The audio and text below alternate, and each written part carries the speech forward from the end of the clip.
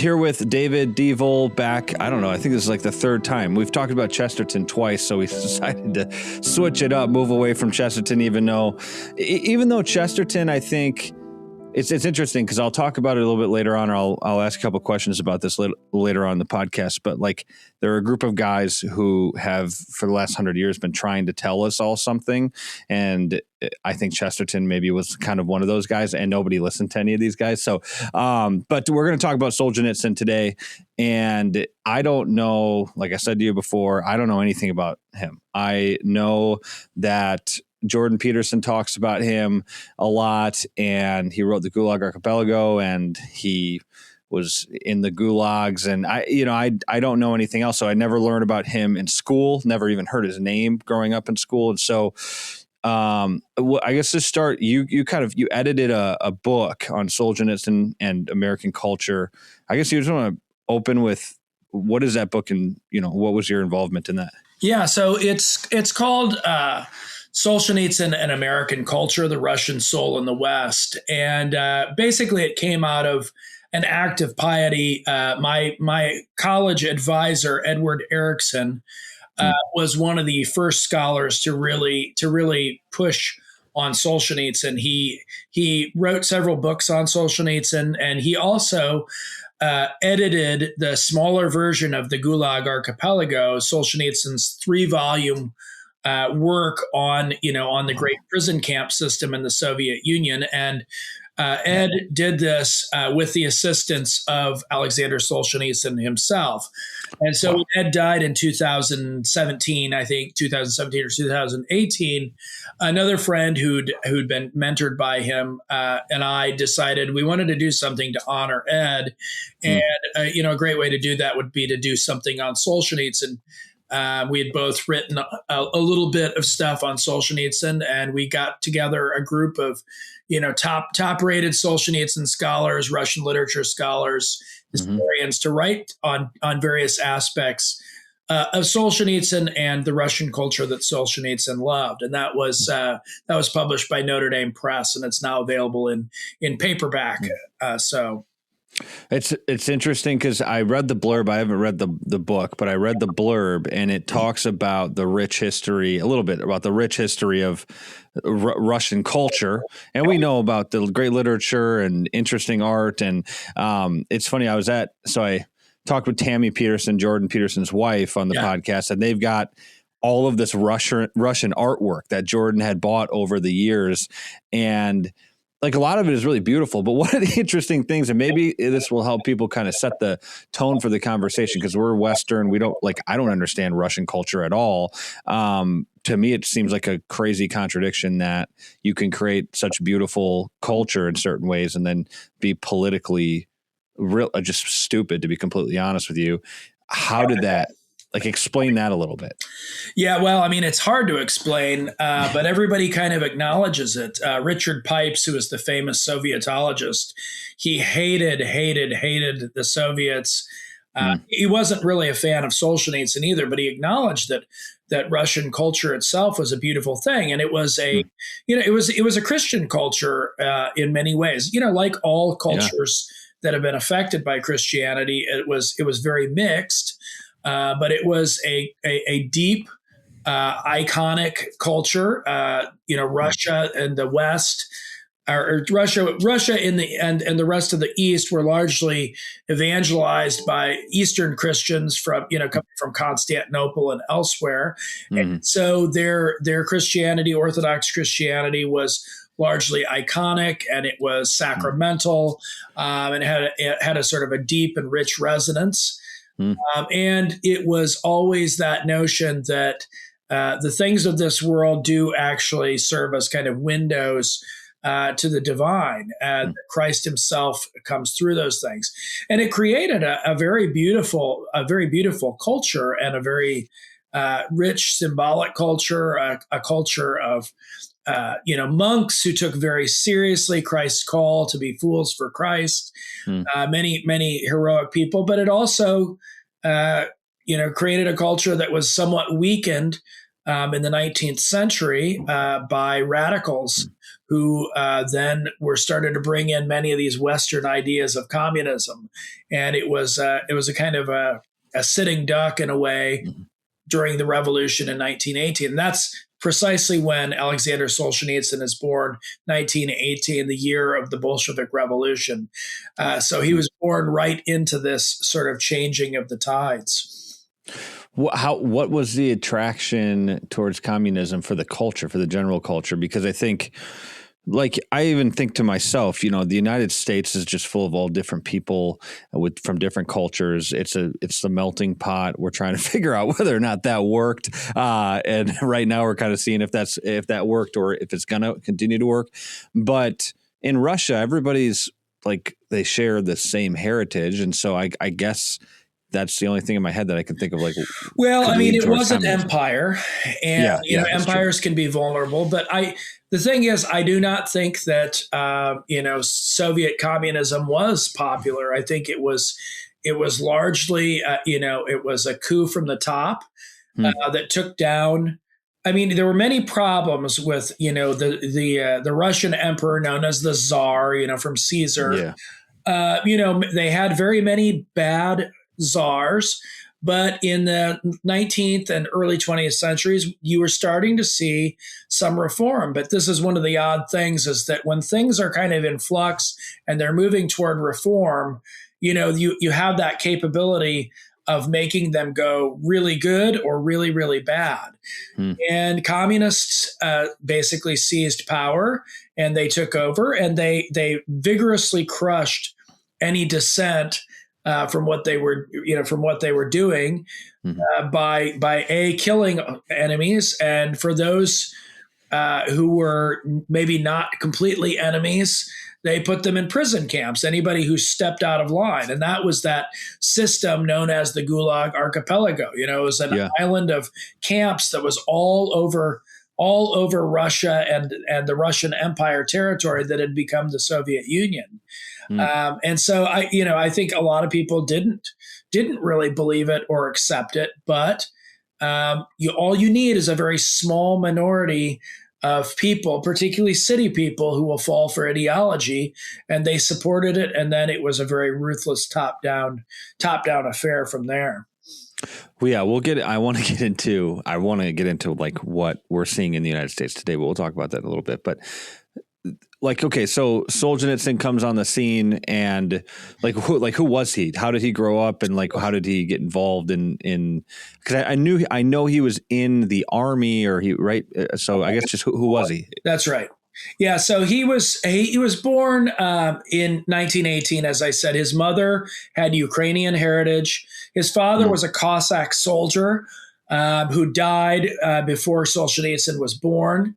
He was largely raised by his mother and his grandmother, who were Orthodox Christian believers. But, as I said, he was born right at the time of the revolution. So as a young man, he got kind of swept away by what was going on in the universities, the lower education as well as the higher education. He did then serve in World War II as an officer in the Army in an artillery unit that was basically tracking artillery and things like that. He was awarded several medals for his bravery, but during the war he took the extraordinary liberty of complaining in a letter about Joseph Stalin, and indeed even making a joke about him to a friend. This was then turned over to the political officers. And so in 1945, this decorated military officer was sentenced under a political charge, and he spent 8 years in the camp in one of the various gulags that they had. And it was during that period that he started to finally question some of his beliefs. He thought that, well, yes, the new communist man, is going to come. It's, perhaps it's just a mistake that Stalin, basically did something to Lenin's original vision. And he was challenged by people inside the Gulag to think about whether any of this stuff was true and whether there was not an ideological lie and violence at the heart of all this. And so he had a kind of a conversion while he was in there. And when he came out, he was allowed in 1953 to live in Kazakhstan as Nikita Khrushchev, who was the premier who succeeded Stalin.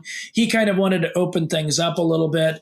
Solzhenitsyn was able to move back from Kazakhstan to Central Russia. He was teaching mathematics and physics. And then he was writing on the side, but he was writing things that he knew would land him back in the Gulag. So basically what he did was, he would write these things and then bury them, and just have secret hiding places. So he was continuing to write, and he tried to publish some things. And in 1962, he had his breakout, One Day in the Life of Ivan Denisovich, which is the story of one day in the life of a very ordinary prisoner in the Gulag. And Ivan Denisovich Shukov is his full name. Basically gets up in the morning, and we see him go through an entire day. And although it doesn't tell about all of the unfair things, it revealed enough that that it would make people nervous. But he was allowed to publish it in the Soviet journal Novy Mir, and it was probably approved from the very top by Khrushchev himself. But this made the Communist Party a little bit nervous, and so he was not allowed to publish a lot of his things. By the 1970s, he was in trouble because people knew that he was writing things that he shouldn't be. And he was awarded the Nobel Prize, but he did not go to Sweden to take it because he feared that he would be not allowed back into Russia. Eventually, he woke up in 1974 one morning, and agents were there and gave him 5 minutes to pack up or something like that, and put him on a plane for West Germany. And then he spent 20 years in the West, first living in Switzerland, and then living in Cavendish, Vermont, for most of that period until he could return after the Soviet Union fell in 1994. And that's where he lived the last 14 years of his life till he died in 2008. But his voice was one that was very powerful, and particularly in the 1970s when people were realizing just how horrible the Soviet Union was, he was lionized. But when he started to speak about the fact that the West also had problems that were very similar to Soviet Russia, that's when a lot of people said, "We don't want to hear from you anymore." So he's had a very checkered reception in the United States, and it's been through people, as you mentioned. First my mentor Ed Erickson and some other scholars, Alex Klimov, but then popularizing it has been people like Jordan Peterson, who've said you need to actually read this guy. And Jordan Peterson wrote the preface or the introduction to the edition of Solzhenitsyn's writings in the Gulag Archipelago, the condensed version that Ed had edited back 15 years before that. Wow. Okay. So this is, oh man, there's a lot there. The main thing that comes to mind is, one, growing up and never ever hearing anything about any of this in the public school system. I feel like I say that on every podcast I do because I don't think we learn nothing there. But this is something that I would have really liked learning about. It would have been very helpful. But I remember Jordan Peterson saying that totalitarian regimes are built on the idea, or I guess on the fact that everybody's lying all the time. Everybody's always lying all the time. And one, that feels a lot like today in a lot of different ways. But two, the fact that he went to the gulags, and in there people started to kind of like ask him to reconsider his position. Like, this has got to be an interesting thing for him. I don't know if you have any insight into this, but when he's there and he's reconsidering his positions or he's being pushed back on, like, what are the implications of this? Because he grew up as like an Eastern Orthodox Christian. So if it were me and I'm going, like, I'm all in for this communist thing and it's this big vision, and then I'm like thrown into prison and people are there and they're telling me like, dude, you got to reconsider everything. And you start to go through that process. Like that's got to be the most horrifying. I feel like a couple people went through it on a very small level over COVID, like a very, very small level where it was like everything I've been told is kind of a lie. And then I'm going to change and, whatever, but not to the degree that he went through it. So like, what was that experience like for him? Well, it was incredibly painful for him because he now had to reconsider all of this stuff that he had bought into. And, as I said, he had sort of taken the position that, well, the true communist vision, the code of law, we have freedom of speech and all of this, he had believed all of it and believed it and thought it was just a problem of, getting the right people to kind of do, we've never really tried socialism properly. He was kind of in that camp. And when he was confronted with this by people in the camps who said, no, the problem isn't that we haven't tried this. It's that the whole thing is built upon lies. And it's ideological lies about what the nature of human beings are. It's one that says that there is no good or evil other than the good of the state. And whoever opposes that is evil.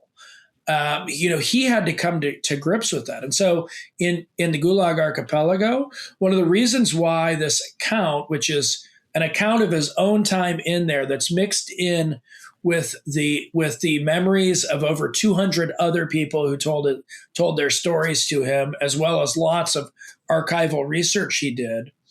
Like I said, the uncondensed version is like 2,000 pages when you read the whole thing.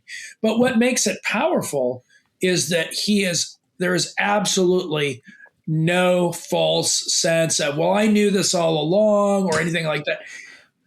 He is a vulnerable individual who has to show that he had believed these lies too, and that he himself was in a way only saved by grace from not becoming the kind of horrible person that he encountered. So there's an absolute humility about this experience. There's not a kind of judgment over others because he realizes I could have been just as bad as they were. But he described it afterwards as, this was an experience that actually forged his soul in fire. And he actually wrote, many people don't know this, but he also wrote poems in the 1950s. And one of them is about the strange ways of Providence that in prison allowed him to escape this ideological lie. But again, what makes it powerful is that when he discovers these things, there's no sort of like, well, now I'm superior. There's only the gratefulness that he had been allowed to see the truth. So it was a spiritual experience. I mean, it was okay. That's really interesting. Oh man, there's a lot to talk about here with him. I feel like one of the things that I'm thinking of immediately is 1984. I read that a couple of years back, and again, not knowing any of the history of the Soviet Union or anything like that, I was like, wow, this is really creative. And somebody just kind of thought of this. And it's like, it sounds like it was just pulled directly from history and just put into a book.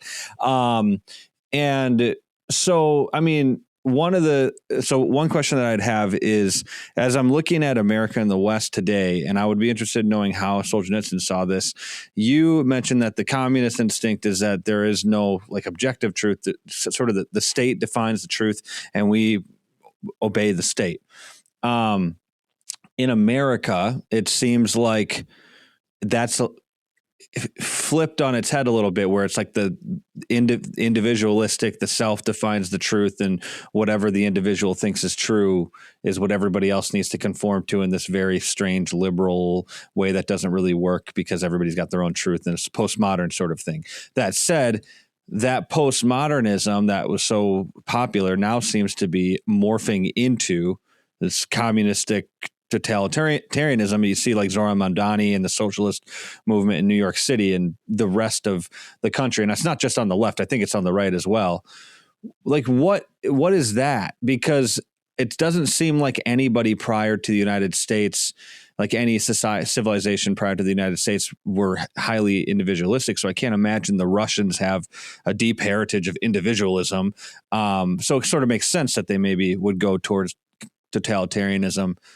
In the West, I see it that we're going towards totalitarianism, but it feels like it's being done in a much more contradictory, strange way. Does any of that make sense? Or yeah, well, I mean, I think this is what Solzhenitsyn would say, and I mean, it goes with what a lot of these other prophets that you're talking about, Chesterton, John Paul II, various others, they all said that this is the thing: is that you have to have truth as the mediating thing, right? Is that authority, power, and the individual. What makes all this work is that we are all relying upon truth. Yeah. And what happens when you let go of truth is that you're going to then have to have something to glue things together. And so even in a society like ours, where there's this great emphasis on being able to do what you as an individual want to do, well, we're still social beings.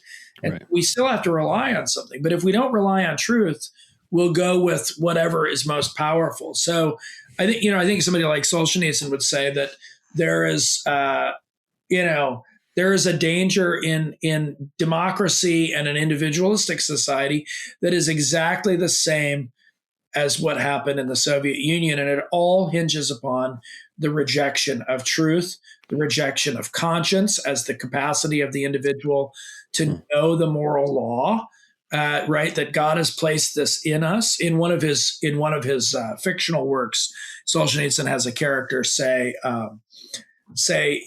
he basically discovers conscience, and he says, we shouldn't just sort of write this in normal letters. We should write conscience in letters that are 10 feet high, because once you've given up this capacity to know truth. And then consider truth as the thing that judges, you will basically go with whatever, whoever has the biggest guns. So I mean, I think that's the way he would answer that, because he said, I mean, and this was one of his themes, was you have the same problems that we do. You consider freedom as something about self-will, but freedom is designed to latch on to truth. Yeah. To enact it. He would say, like, our freedom is given so that we can become heroes. Yeah. But you only become a hero for the truth. I mean, this is why I was very much convinced of, or I don't want to say convinced, but just, I guess, encouraged or just compelled by the argument that Patrick Deneen made in Why Liberalism Failed. And, I'm not, the post-liberals are interesting folks. But his argument on why liberalism failed was fascinating, because I never heard my entire life that freedom, basically the very basic, like, Christian virtue, like, freedom is to become a slave to Christ. It's not to just become a slave to sin, because slavery is the assumed sort of position that we're in. The question is, what will you be a slave to the truth or to the lies? Right. What I wonder for Solzhenitsyn, as he's talking to these people in prison, in these camps, what were the lies? Because we can talk about the lies. Like today, there's so many different lies that aren't like, I'm not like just lying to somebody's face saying I did something that I didn't do, or I didn't do something that I did do. Like, for instance, on social media, people kind of have like a double life. It's like, they're not just, that's a sort of lie, you're not like telling a lie in that case. But if you live a double life, you're lying in that you're presenting one way that you actually aren't. And in real life, which I would say that social media is actually inherently that way, that you can't actually get out of that. You do live a double life if you're on social media. I'm on social media. I got to think about that a little bit more now.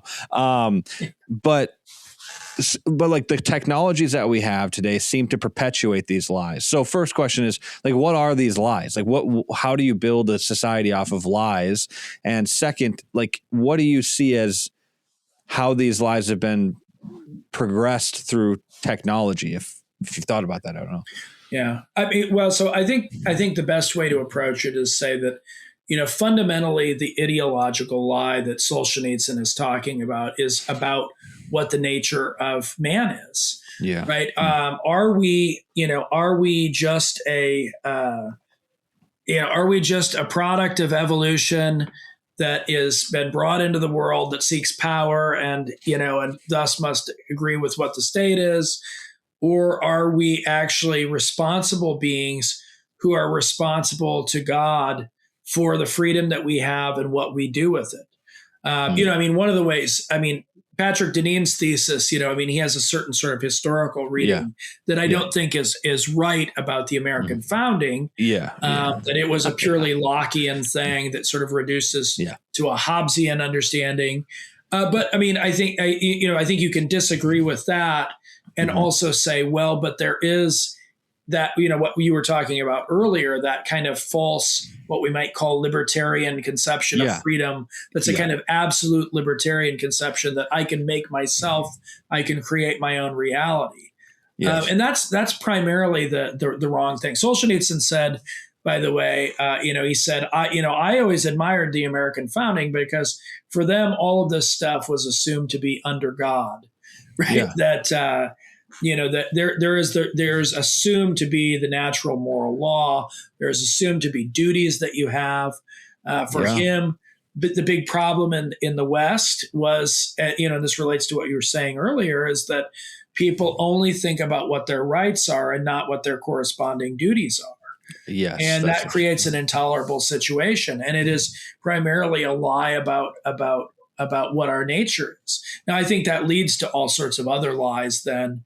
That, if you think you can create reality, Solzhenitsyn will have these chapters, particularly in the Gulag Archipelago, about, what they did to the scientists. Like, Soviet will can bend reality. And so they'd have them do all these stupid things, in engineering, in agriculture, make these plants grow during this time. Well, they can't grow during this time. But, Soviet will can make this happen. Well, it sounds crazy, but we live in an age in which, you can make a boy a girl, you can make a girl a boy. So I think, again, primarily it's a fundamental lie about what it means to be human, and along with that, a fundamental lie about the universe, that it's a godless universe where human beings can shape reality however they feel. Right. One of the interesting things in his speech at Harvard, was at Harvard, right? Yeah. That he talked exactly about what you were just saying about rights. Like, there's this obsession with rights and legal. He called it like legalism, which I never thought about this before. I think that was what he said. Yeah. Like, we live in a legalistic society. I never thought about this and this is really interesting, that obviously the founding fathers imagined the country as having, in some ways, like two governors, God and conscience, the conscience being governed by God, and individuals not needing a bunch of laws to tell us what to do, because we were going to act properly in accordance with conscience and scripture, and that would generally work itself out that we would be treating people normally and morally. And he, this corresponds directly with the Old Testament, with God giving 10 commandments to begin with, which is not that many in my opinion, and saying, like, here's the 10 commandments. If you follow these commandments in good conscience and faith, I guess the conscience thing is interesting because I don't know how that worked in the Old Testament. But anyways, if you follow these commandments in faith, then like things are going to probably go well. And they didn't, so they needed more and more and more and more laws. And it's just interesting because the society that we live in is so postmodern. There's no truths, but we have these laws and these rights. And so everybody just sues the crap out of everybody all the time. And that's basically what we've come to. But Solzhenitsyn in the Harvard speech talked about, like, what if the food industry just didn't poison our food? What if they just didn't do that? And they just gave us good food because it's good for you, and didn't just try to make as much as they possibly could to hurt you. And I think that's where Chesterton talks a lot about localism and the issues with capitalism. Yeah. And these are things that I don't think in the tribalistic society that we're living in, the modern right has to be full on capitalism all the way 100% without restraint. I love capitalism, but I would like it to be restrained by people who have a freaking conscience, and they're not going to like kill people for profit. Right. And then on the other side, the other side is a bit like communism. So, you've got like the left going towards that. But it's just interesting. So the legalism thing, I don't know, explain that a little bit more, because I assume that corresponds with having a society full of legal battles all the time, which is America. Yeah. I mean, so Solzhenitsyn says, look, I'm very well aware of, the problems of not having, a legal structure that actually you can count on. That was one of his discoveries, was that all of the stuff that he thought was in, the Soviet code and all this, none of that really mattered. There was no rule of law. He's like, I'm firmly aware of that. But his warning in the Harvard address was that, since I've come to the West a few years ago, I've discovered that people here have a legal structure, but they think that that's all that's necessary. Right. And he said, but, that's the problem, is that, law, written law, positive law cannot account for everything. And a society has to have something more than that. It has to have a people that actually follow, again, that natural moral law, that are ready to do the right thing. You've probably heard the oft quoted line of John Adams that, this system that we have is only for a deeply religious people. Yes. Because as you were suggesting, if people cannot follow, right, these dictates of the natural moral law, which, the traditional Christian understanding is that the Ten Commandments basically outline the what is available to us in conscience, as St. Paul says, in Romans, right, that they have a law within them, right? Yes. But if you don't have that, and you don't have people following that, and they think that merely having, what I did was legal. Well, okay. Maybe it was legal, but is that the only thing that we have? As you suggest, if people only do what is barely within the legal framework, that's not a way to have a society that's healthy or happy or trusts each other. So why were people in the West frustrated with Solzhenitsyn? Because everything that he said to me sounds like, man, I wish no one was angry at him, because maybe I wouldn't be dealing with, I don't know. It's weird to grow up in this world right now and to have kids right now. And not that I don't think we should. I think we should be having more and more kids, but it's weird. I mean, things do feel very, very unstable in general. Obviously, you can't trust the institutions, but it's disheartening and it's frustrating to time and time again. Like, I read The Abolition of Man, and I interviewed Michael Ward, and it's like, why could we have listened to that? You've got in the Christian realm, I guess in the Protestant realm, you got J. Gresham Machen, Christianity and Liberalism. Mm-hmm. Like, why couldn't we have listened to that? You got all of Chesterton. Then you got again, I'm in the Protestant realm, but Francis Schaeffer, How Should We Then Live? He was so clear. Like, this is what's going to happen if you keep doing this crap. And no one listened to any of these guys. So why? Why didn't anybody listen? Yeah. Yeah, that's a good question. We do, but it's a kind of a traditional one that you see in the Old Testament, and I think you see throughout Christian history, is that, unfortunately you have, one generation builds up, but it's very easy to destroy something, particularly a spiritual inheritance.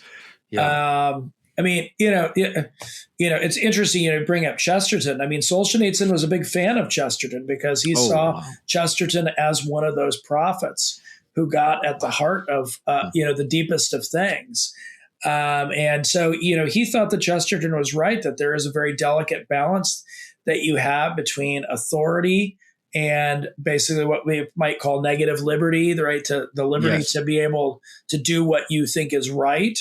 Right. And then if you get too much on one side of that, you basically aim for something that's destructive. Why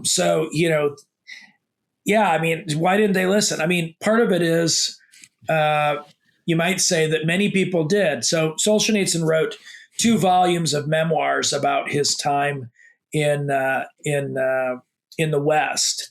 And those, like all of, if people are interested in reading Solzhenitsyn, University of Notre Dame Press has a Solzhenitsyn series. That's where the book that I co-edited, Solzhenitsyn and American Culture, is from. And there's lots of great volumes of Solzhenitsyn, including these 2 volumes that he did. And one thing that he says in his memoirs about his time here is that he got all sorts of letters from all over the country saying, "Oh, you have hit the nail on the head about what's wrong with this country." But elites tended to not like it because he was critical of them.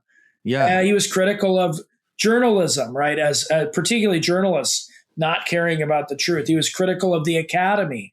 All the stuff we talk about the inability to kind of say true things in the academy. He said this is, there's this pressure. He was critical of our legal system and particularly the tendency to reduce things to the legal system. So there were a lot of people who were very upset by what he was saying because it actually threatened their own sense of themselves as good people. But he said that the letters from people, ordinary people, said, "Oh yeah, you've really identified exactly what's wrong with our country and with the West in general."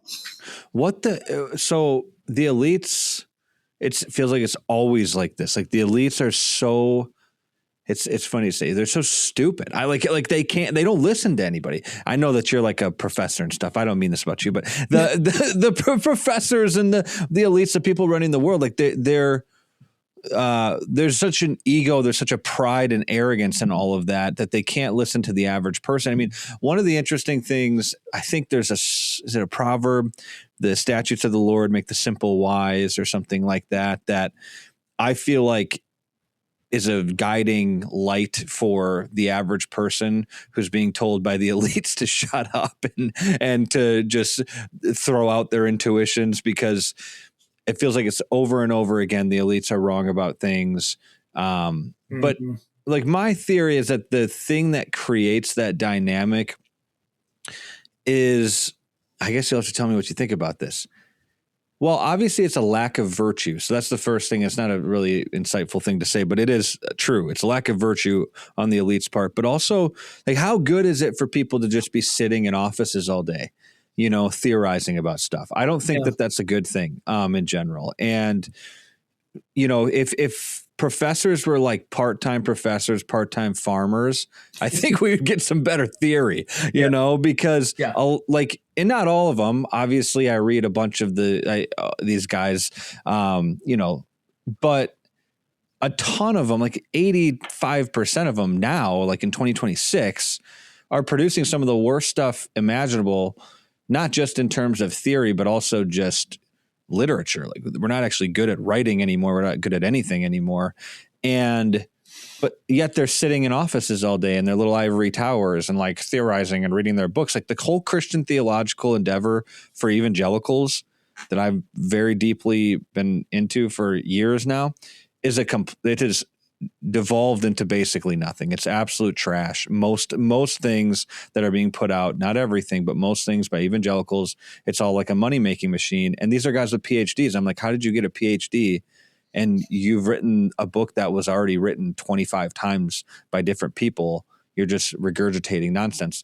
Anyways, that's a long way of like saying, I guess, what do you think about that? It's sitting in offices, and how does that affect your brain? I mean, I do think that's one of the things is that you have, the modern concept of the intellectual who is sort of set apart and just deals in ideas, I think is a problem. Solzhenitsyn, I think, because he had experience on the battlefield, he had experience as a prisoner, he had experience as a high school teacher and a, kind of engineer.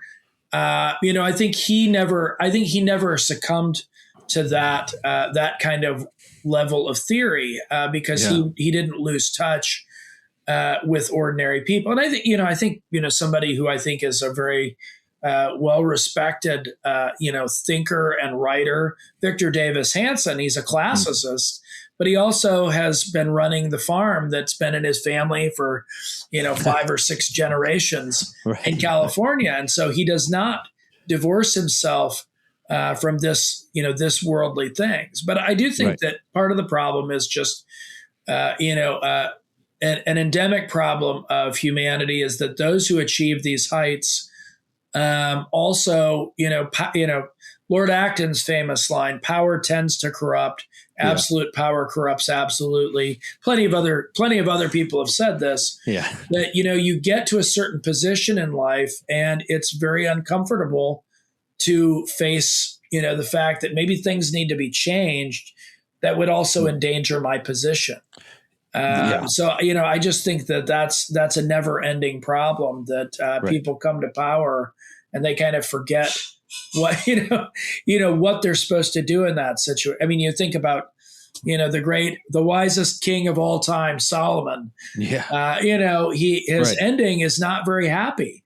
No, because he is, he is much more fixated upon his own particular role and his own particular pleasures than he is upon his task.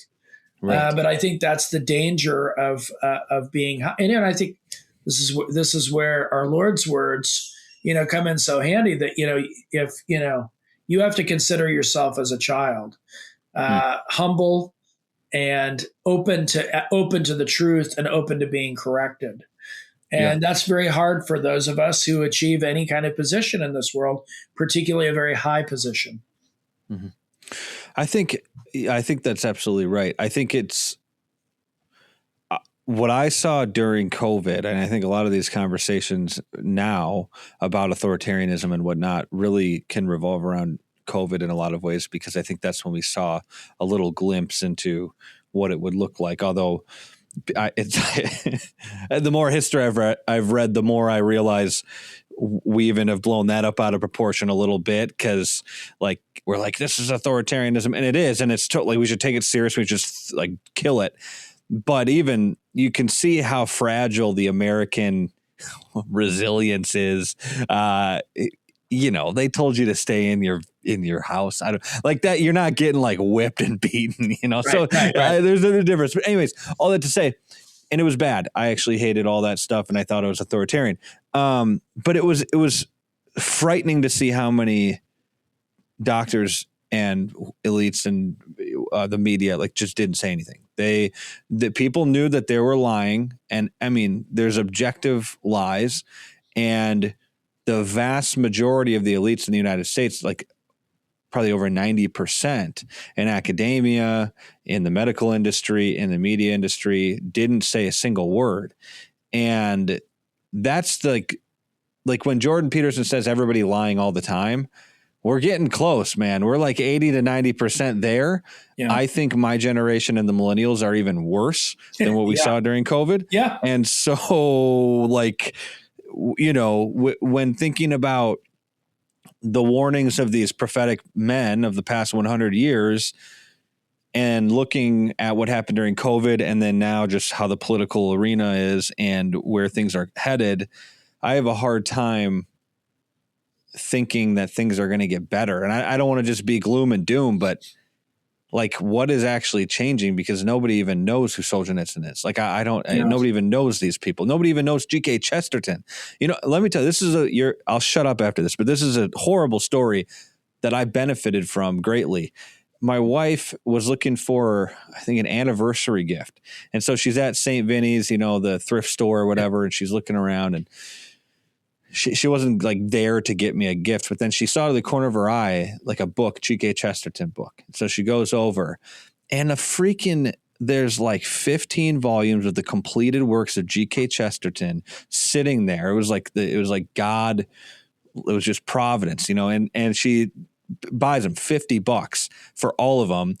And I got home and she showed them. I'm like, how did you get these for $50? I think they're more than that online if you want to get all of them. This is pretty expensive. And part of me, I was ecstatic, because now I have all of these Chesterton things I can read all the time. And then part of me was what idiot would get rid of all these? Who would just give this to St. Vinny's? And then how could it sit there for longer than 30 seconds? I don't know. So people don't know these people. When you say Chesterton, when you say Schaeffer, Solzhenitsyn, when you say any of these guys, Lewis people know, but they say the Chronicles of Narnia, they don't really know what he was saying. And even if you read The Last Battle, it's pretty clear what he's saying in the Narnia series and the Ransom series. But like, where do you see things going as far as the prophecies that these men have told and where we're headed? Well, like I said, I think it's a pattern as old as time. That I mean, it's difficult because following God's law, following the conscience leads to prosperity and power. But then leading to prosperity and power, it's very difficult to keep that because people start to forget where they got it and what the whole point of this stuff is.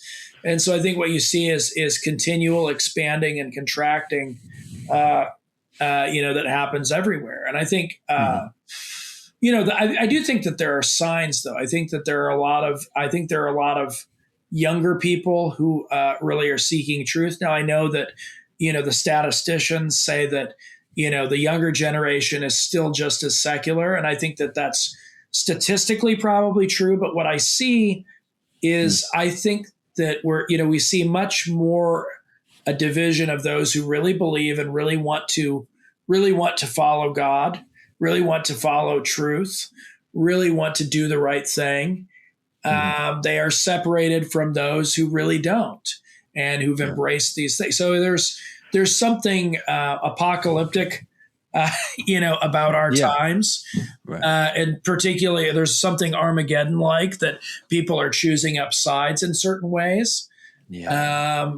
And the reality is right now, I think, most of the areas that were Christian traditionally are losing that in many ways at the top and as well as on the level of society.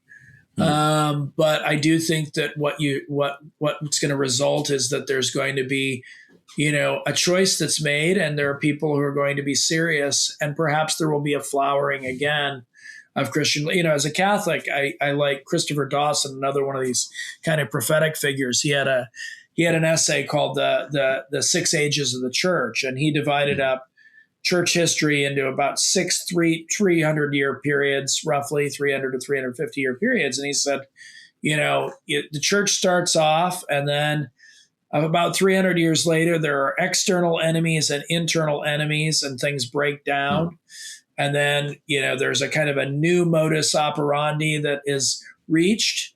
And then things flourish, and then external enemies, internal enemies collapses. And, so there's a kind of, expanding and then contracting that happens. And I think right now we're still in, he was writing, Dawson was writing this about the same time, probably. Solzhenitsyn was writing, the Gulag Archipelago.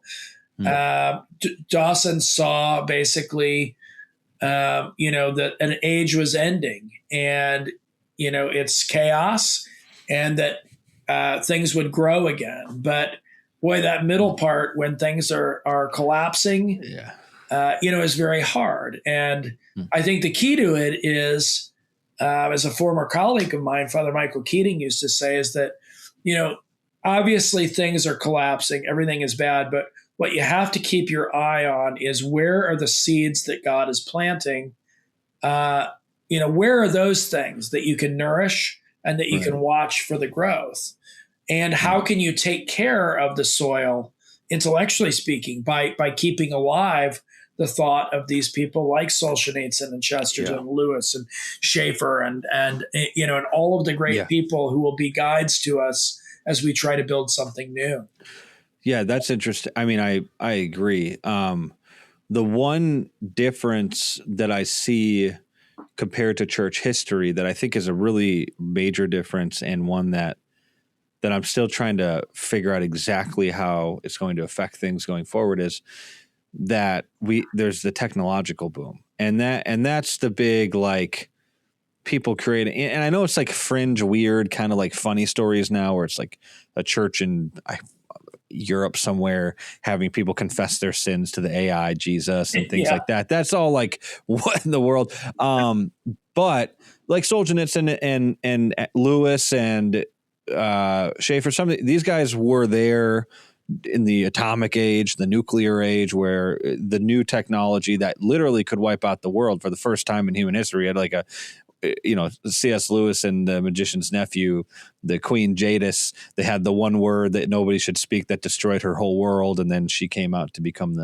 the White Witch in Narnia. But that one word is the nuclear code or whatever now here in our world. And I even think, the nuclear conversation obviously is going to be ongoing forever because there's a bunch of nuclear weapons everywhere and who knows when someone's going to use it.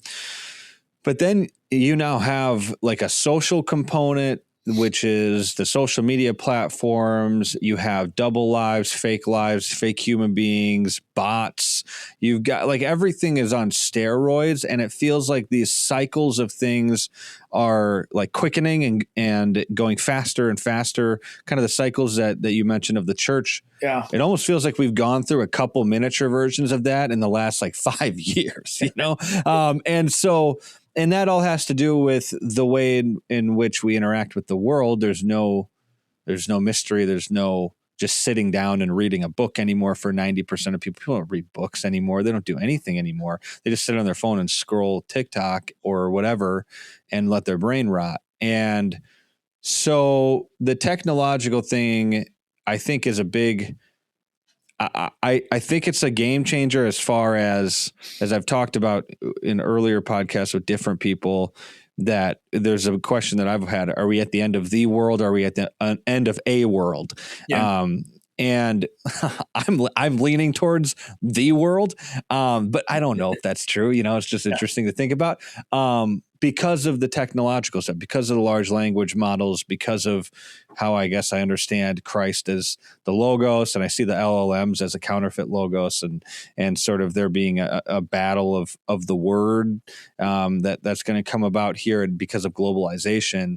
But like, what sort of things? I don't know if Solzhenitsyn discussed the technological advancements, but was he seeing some of that? Because I know Lewis was. I mean, Lewis was like weirdly accurate with some of his seeing into the future with that hideous strength. But what about Solzhenitsyn? Yeah, no, he thought that this was a problem too. And because he understood that, right, the technological gains were not really useful. I mean, he talked about essentially progress as it's providential in one sense. God has allowed us to develop all these technologies, but he says it's a very difficult curve to navigate, right. Because it's very easy to use these things and go off and crash.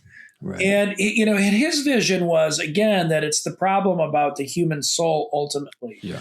Right. I mean, he says not in the Harvard address, but when he won the Templeton Prize in 1982, I believe, he says, look, there's no way out of our modern predicament, but up. We can only basically figure out how to live, and that's by turning back to the soul and developing the soul through going back to conscience and then following that. And for him, we cannot do that. The conscience cannot operate if we are being constantly distracted. And so for him, it was about regaining attention. And so, in his own house, I mean, it's very interesting that he did not want a television. I know that the Solzhenitsyn families has said that they kept a television, but it was in a closet and you only got it out when you needed it. And for himself, he had, when he was living in Vermont, particularly, he had a kind of a house or, a house kind of structure outside of the family home where he did his work. And in there, he had no telephone, no radio, no anything like that, because he believed that if there is no possibility of concentration, there is no possibility of actually thinking clearly, praying, being present, and being able to find truth. Yeah. So for him, I think it's an ascetical sort of question. Like, how am I going to train myself to be able to find truth and not simply be carried away with the images and the lies that are being poured forth daily? In his time on television and the radio in our time, now on, the wild internet world. Right. That's actually really interesting, because that's been the biggest thing for me as I've just been a Christian. It's really, really, really hard. And I'll just say, I'll go out on a limb and say, I think it's almost impossible in certain Protestant denominations to do that. So to regain your attention, like we have been so catechized through the world into crazy 30-second attention span, like epilepsy, light bulb, whatever, all like it's constant that, and this is, I don't know, I'm just kind of saying stuff now, but whatever. Like non-denominationalism to me, I'm not, I'll just say it. I'm not even sure if it's Christianity anymore. It's certain aspects of it. Like I lean towards it's like most likely not Christianity, because because the ends don't justify the means. When when you're catechized into a particular type of Christianity, whether knowingly or not, that is what you end up believing in and living your life for. And who you think Christ is directly correlates to how you worship him. I think that that's a pretty logical way of thinking through things. And that's why I appreciate some of the Catholic, like the liturgy, and it's just the doctrine of justification and some of the other stuff that I struggle with the Catholics. But that's why I went to an Anglican church, because there was a liturgy, there was a structure, and even some Presbyterians, they have a liturgy. And so I really struggle with Christianity that isn't orderly and logical in that way, because I felt like the first time in my life that I could really focus in on prayer, like these things that you're talking about, prayer and thinking and sitting, was when I started to do liturgy every day at our house. Just, whatever, at night before bed or in the morning, I'll read a liturgy and read the Bible, and it's like my quiet time, which is like a really good Protestant sort of thing, like read your Bible and pray. And I think that's all great, and everybody should be doing that. It was accompanied by a liturgy, which was mostly the Bible. It was just saying it in ways that were in accordance with an order. And that, like, I don't know how to explain it, changed my life. But you have to opt out of the like smoke machines and the services being primarily focused on some guy with like a charismatic personality kind of screaming at you. And I love preaching. I love good preaching.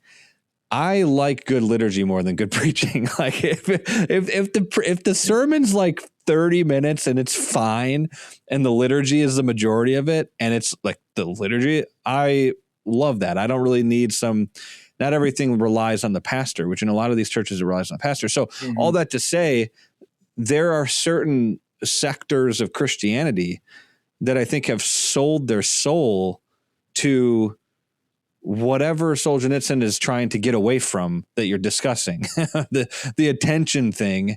And there is a question at the heart of that, is if your worship looks exactly like the world, then what are you worshiping? I mean, that's a really good question. And a lot of Protestants do not want to have that conversation, especially the evangelical and low church denominations. And I don't know what to do about that other than like we just stopped going to those churches. But there's like a lot of people in America who think that you can have the Jesus of the Bible and also have like a crazy rock concert / big personality, cult of personality weird thing with like 8,000 people at your church. Those two things do not go together in any way, shape, or form biblically. Do you have any thoughts on that, or did he speak on any of that stuff? I mean, I don't know what he would have thought. I don't know. I don't think he probably attended any of the 70s Jesus people stuff. But I mean, what's interesting though is that, I mean, in terms of his own viewpoints, I mean, obviously he when he returned to Christian faith, it was to the Orthodox Christian faith of his childhood, and but when he depicted people in his works, he had a great respect for particularly the Baptists. So, Oh, wow. in One Day in the Life of Ivan Denisovich, this famous sort of breakout work, it's a novella, 100 and, I don't know, 30 pages, something like that, depending on which translation you use. But one of the main characters there is named Alyosha the Baptist. Now, Alyosha, if you recall, was actually the kind of Christ figure in one of Dostoevsky's novels. But in here, he's a Baptist, and he's very serious, and he is willing to do what it takes, only to serve the Lord. And so Solzhenitsyn saw in that kind of old-fashioned Baptist, something that was truly Christian. Solzhenitsyn respected all and anybody who was truly a Christian, but I do think that the old-fashioned Baptists, the Russian Baptists that he was talking about, were probably not. They held to a much more strict. They had a liturgy of sorts, Really? and they were focused on the Word of God, and particularly the Word of God as written down in Scripture. And so that's a little bit different. But I think he thought, mass entertainment itself was very problematic for some of the same reasons that these versions of what somebody has called worshiptainment are problematic. In that they do not allow you to focus on truth. They only focus on spectacle and the feelings, rather than getting you to a deeper state of perception of truth and of hearing the voice of God. That's interesting too, because part of my exodus out of non-denominational, that world, was learning just biblically what the function and purpose of the church is. I mean, it's for the edification of the saints. It's not for evangelism. The gathering of the saints is not an evangelistic endeavor. That is what should come of the gathering of the saints. And it's pretty clear in the Bible. You're not coming here to do, whatever evangelistic thing that you've put on in your church. You're coming here to edify the saints, to help them grow in their faith so they can go out and do that. And it was the opposite in all the churches that I went to. The whole thing was bring your friends to church, bring them to church, and we'll convert them when you get here. And it's like, well, then what's the point of this? Why am I coming? I'm already converted, dude. Like, why do I have to come? I just basically have to go and get people for you to convert. And then like next week, you'll tell them to give them your money, and then you'll spend it on some stupid initiative, which is exactly what happened every time. And so that was really weird, because it was like, that kind of that shift, it just changed my whole brain. I was like, wait, the purpose of the church is to be edified. I'm not being like edified. And I'm not saying that the only place that you can grow in your faith is at the church service or whatever. But man, that's really important. If you're going there and you're leaving and you're like, dude, I don't feel any different than when I got here. Not that it's all about feelings, but I don't have any sort of insight or anything, or I don't feel like I'm aligned with Christ.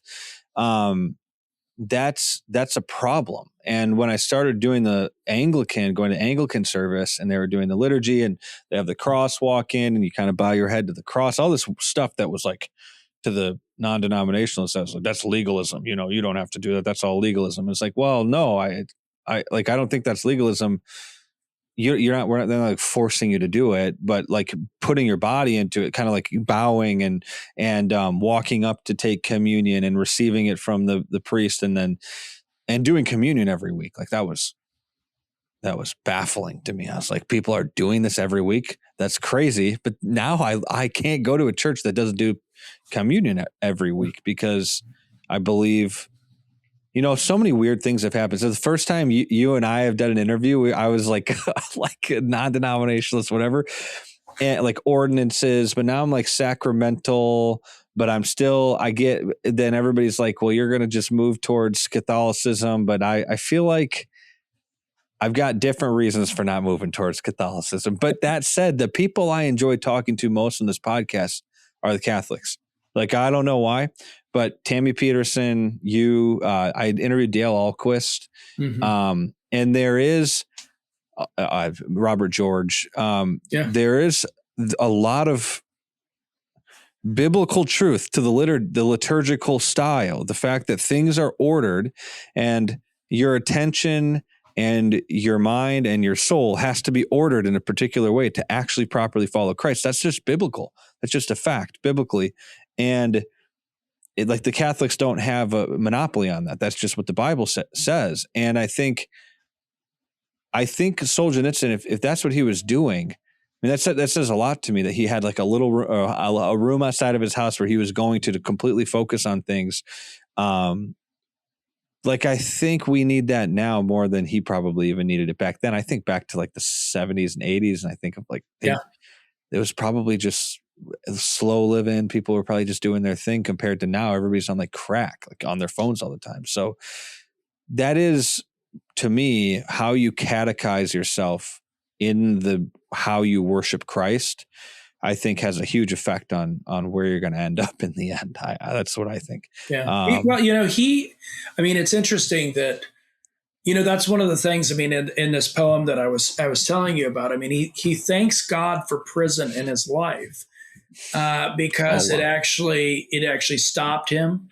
But then as you read, his accounts, it wasn't bad to be in prison because you could talk to people in certain ways, and you could learn from others, and you were able to focus. And even when you were doing this work, in the work camps, that was a time to actually, to settle your mind and to think through things, even as you're trying to, struggle for this stuff. And that's what he thought was the weakness, of the modern West, is that, yes, we've proven that, a market system does work and all of that sort of thing.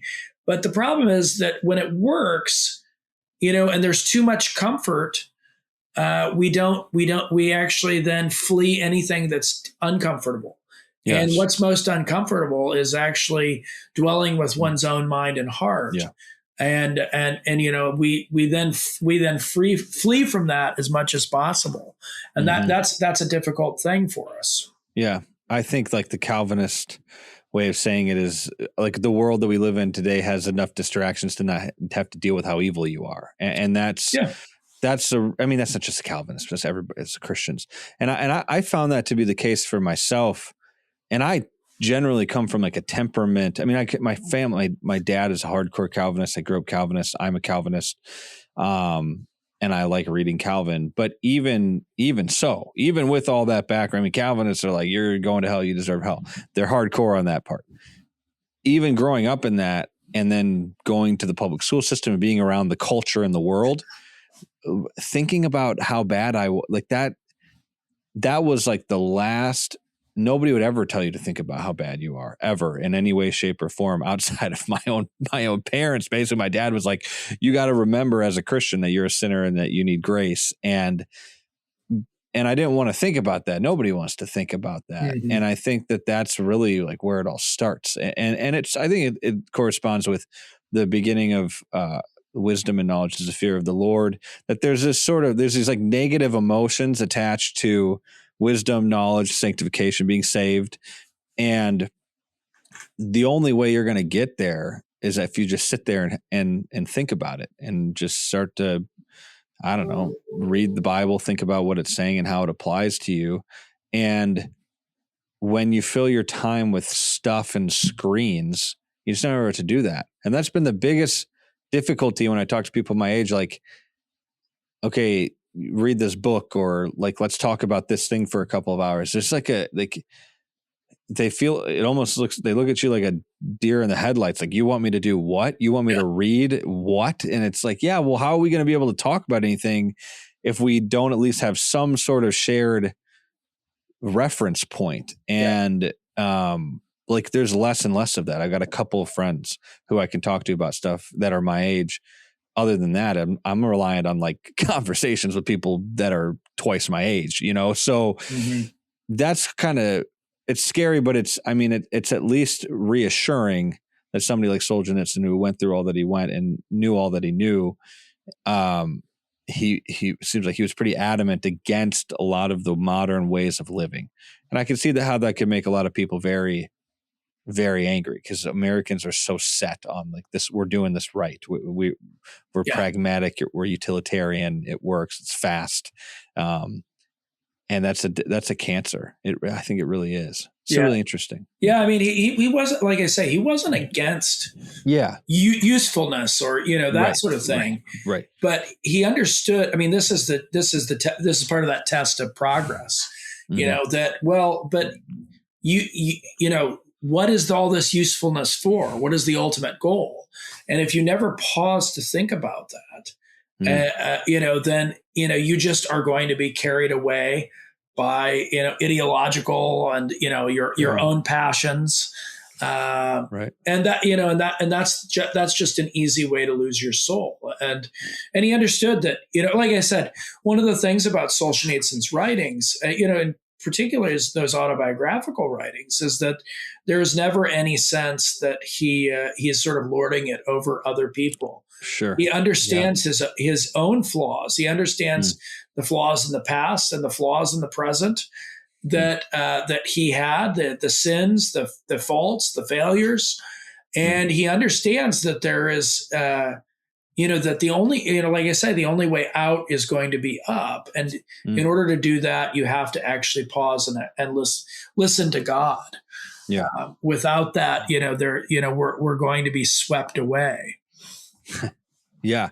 I mean, I get that. That makes a lot of sense. I think it's a difficult thing when you're trying to toe the line between, I mean, I imagine that he felt this at certain points where you're looking at the West back then and you're like, do you guys even understand where you're going? You probably wanted to like scream at people, it's like grab them and be like, dude, do you know where this is going? On the other hand, he literally bought into all the lies himself. And so he can't be so angry. Yeah. And I feel that way because growing up, I bought into all the lies 100%. And it wasn't until I really got saved to when things got changed. And so there's this really complicated relationship between having sympathy for people, like genuinely like caring for them and lamenting and all those things and wanting for them to get better and like being like, dude, you don't have all day, like things are going to get bad if we don't change now. I don't know how to deal with that personally. Like, personality goes into it too. I feel like I'm just too, I'm disagreeable and intense and I want to get it done. And Jesus was that way too in certain ways, but in other ways he was very patient with people. So it's a very difficult thing to deal with. Of course, it's exactly like Jesus before he's crucified. What does he say? He looks over Jerusalem and he's sort of like sorrowful for the people who are about to murder him. Like a mother hen for her chicks. Yeah. And I think to myself, like, how do you get to be in that place? And it sounds like Solzhenitsyn did that somehow. I don't know how you could do that. I mean, that's like one of the most difficult things ever. Yeah. Well, I was thinking of another one of those great prophetic figures was Mother Teresa of Calcutta, now Saint Teresa of Calcutta. Yeah. And, her spiritual, she was not an intellectual in the same way that Solzhenitsyn was or a writer, but we know that she was truly a saint, somebody who loved God and wanted to allow God's light to shine through her, that she would be Christ to people who are there. And, she has some very famous lines about, you'll often see them under, the tagline, do it anyway. And she said, people will not respond to your love. Do it anyway. You will build and somebody else will tear it down. Build anyway. And she goes through all of these things. And at the end, she says it was never about them anyway. Right. It's really about the call to do what Jesus Christ has asked us to do. Right. And her line about that was that he asks of us faithfulness, not success. Yeah. I think that, I think that's the thing that many of these great prophetic figures, they wrestled with it too, but they understood that, well, you know what? I have to be faithful to what I believe God is calling me to do. Right. And the success only lies in the hands of God. And I think that's what kept them going. That's really good, because there's a book by J.I. Packer. It's on holiness. I can't remember what it's called, but he has a whole section at the end. I think it's about Mother Teresa, in which he talks about how do you pursue holiness and a vibrant spiritual life when you're basically in despair. And I think that her whole life, she felt disconnected from God, except for a couple of weeks at one point. Yeah. She did not feel this. She didn't want her personal writings to be released, I don't think. But then they did it anyways. And so she was always feeling disconnected from God. And you think to yourself, and this is like the lie. I think it's a satanic lie. Like, you should always feel really good when doing Christian things. Mm-hmm. And if, for all of the Puritans, I like the Puritans, but whatever, the one thing that the Puritans knew were like, don't rely on your emotions for this thing. You just do it and see what happens. And that's been sort of the consistency within legitimate Christians across different denominations and churches is the ones who are real just do it. They just go after it and they just do it. Bonhoeffer had all of his weird theological problems. Part of it is because he was in Germany and it was a whole bunch of liberals. And yet Bonhoeffer, with all of his theological heresies, died for his faith. So, what are you going to say about that? Are you going to call him going to say he's in hell? I don't think so. Personally, I think that he's a Christian, and that's a confusing thing. But if you look at the Bible, you do find this over and over that that people will know if you're a Christian by the fruit of your works. That's produced through faith, but it's by the fruit of your labor. And it might not be like a successful fruit in the way that we think of it today, but it's in a faithful fruit and in something like more deep than just like a big successful business or whatever. Mm-hmm. But that's a really, I think that's kind of the core of the topic is that these guys, this prophetic figures. Chesterton's awesome because you do get a sense when you read him that he really loved it. Like, he was really having a good time. But Mother Teresa is a great example because she didn't. And that's she just did it. She's faithful. And I think that's something that the church, I don't know if the Catholic Church struggles with this, but man, the evangelical church is like, if you don't feel good about it, if you don't have high emotion about it and butterflies in your stomach, then just don't do it. And it's like, that is not, I don't see that anywhere in the Bible. Yeah. Jesus is going to get murdered. And he obviously said, take this cup from me. He wasn't feeling too good about it. And he went and did it anyway. So, but that's the lie of expressive individualism. And if you build your church on that lie, it'll fall apart. And I think a lot of churches are falling apart right now because of it. Well, there's a lot that we could talk about. My wife is like, the dinner's ready. Yeah, I was going to say it's almost 6. Yeah, okay. And so we can we'll wrap it up. I guess any concluding thoughts about Solzhenitsyn? What people? We talked about a lot, but any concluding thoughts? Look, I we've talked about, we live in dark times in many ways, but I do think that one of the great things is that these figures are being rediscovered. And as we were talking there about success, I don't think that prophets are always heard most clearly in their own time. It's often later that they are understood. And I'm hopeful that people will, and people have been turning back to figures like Solzhenitsyn to say, these are people who really were tested by fire and who came through and allowed themselves to be formed by the truth. What can we learn from them? And so I'm, in that sense, J.R.R. Tolkien, said that history is the long defeat because ultimately, we can't build the city of God. The city of God has to descend from above on us. But we can do what we can in our own time to keep the light alive and make people ready to receive the truth where they are. And I think that rediscovery of Solzhenitsyn is a really hopeful thing. The rediscovery of people like Chesterton, others that we've named, I think people are starting to take them seriously, and we can take comfort in that fact that even if there are only 7,000 in Israel or whatever it is, the Lord still has His own ways of working these things for good.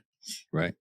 No, that's really good. One final quick thought that I just thought of as you were saying that is, it's always been comforting to me when I stumble across a book or something by somebody from way before me, 100, 200, 300 years ago, whatever, and I'm reading it and I'm like, what on earth? Like, that happens like 3 times a year, and that's because I haven't read that many books. I'm sure it gets more difficult the more books you've read, but I'm like, holy crap! Like they already knew this stuff. Like they already had it covered, and it's very comforting because it seems to me sort of a providential thing where God's like, yeah, I already covered that. Like, I had Chesterton write this stuff and Solzhenitsyn write this stuff for their time, but there's in a inspired way, the way that Tolkien, he said, Lord of the Rings was inspired, not that it was scripture, but in that it's these are timeless truths, and they're going to hit the person at the right time in the right place, no matter when they pick up the book. And that's like a weird thing if you think about it, that you could pick up a book from 100 years ago and that have any relevance to what we're doing today and talking about today is a strange thing, especially in how different the world is today than it was 100 years ago. And yeah, that's the facts. And that's part of, I think, God's providence, which is very comforting, that there's a blueprint and there's a plan, and there's like all these prophetic warnings and guidances towards what you should be doing that were written way before I was even born. That's a really comforting thing to me. And I found that to be the case with guys like Chesterton, and Solzhenitsyn is one of them, and Lewis, and there's many more, but J.I. Packer for me too. So, oh yeah, well, thanks for doing this. Really good conversation. And Solzhenitsyn, people can buy your book. I'll put the link in the description, and they should read that. But yeah, thanks for doing this. Really appreciate it. Thank you, Andy. It's been great.